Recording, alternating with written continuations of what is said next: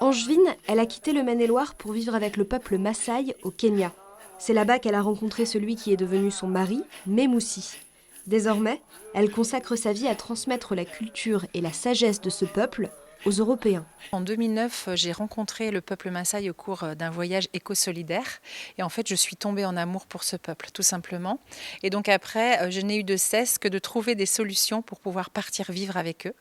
Et donc, il y a maintenant 3 ans, un projet s'est proposé à moi. Et donc, j'ai pu concrétiser les choses et partir, laisser tout ce que j'avais ici, en fait, et partir vivre avec eux au cœur d'une forêt primaire à presque 3000 mètres d'altitude. Voilà, dans un lieu qui s'appelle Osasinaï, où nous avons créé, en fait, un écolieu qui s'appelle Neloïta Camp, dans lequel en fait nous recevons des thérapeutes qui viennent accompagnés d'un groupe. Et à ces gens-là, nous allons transmettre la culture et la spiritualité Maasai.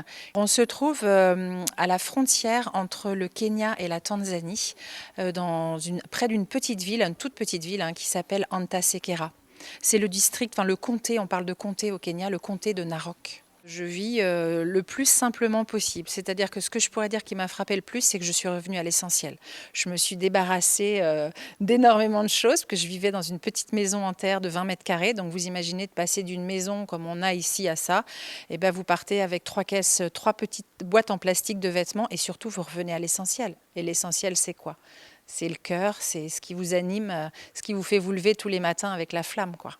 La manière dont ils évoluent, ils grandissent, nous aide vraiment à avoir une construction solide et à pouvoir surmonter en fait tous les mouvements de la vie, parce qu'on le sait, dans la vie, il y a des hauts et des bas. Et en fait, leur construction intérieure fait qu'on est solide et qu'on peut accueillir et avancer sur son chemin avec le plus de sérénité possible.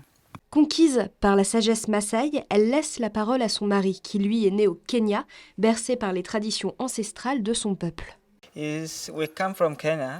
Nous venons du Kenya. Nous avons fait ce chemin pour partager quelque chose à propos de notre manière de vivre. Traditionnellement, nous aimons que notre vie soit rythmée par la joie et le bonheur. Nous pensons que le bonheur donne jeunesse et prospérité. Et nous atteignons le bonheur en partageant. Tout ce que nous avons, nous le partageons. Nous avons un éco-camp dans lequel nous partageons notre culture. Quand vous avez une belle chose que vous possédez, que vous avez vu grandir, c'est tellement bon de continuer à le voir croître. On ne gagne jamais seul. J'ai besoin de toi, tu as besoin de moi. Nous aurons besoin des enfants de nos enfants, qui ne sont pas encore au monde pour grandir. C'est pour cela que nous partageons notre culture et que nous devons respecter la terre et tous les êtres humains.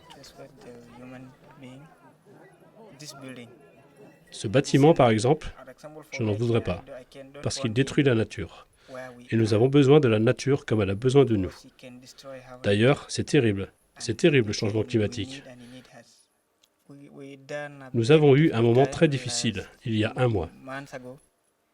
Nous avons perdu beaucoup d'animaux.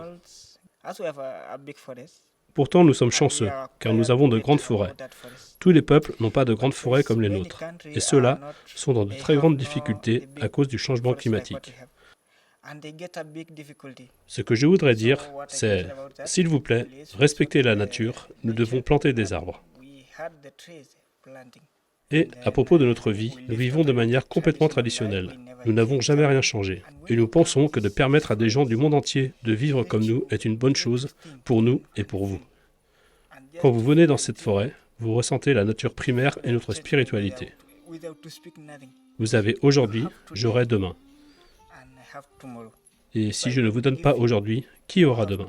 C'est pour cela que nous devons partager. Sur notre territoire, une association est née récemment. Elle s'intitule « Au cœur des Maasai ». En lien avec Alexandra et Memoussi, cette association promet d'autres rendez-vous pour en apprendre plus sur ce peuple. Plus d'informations au 06 51 09 12 88.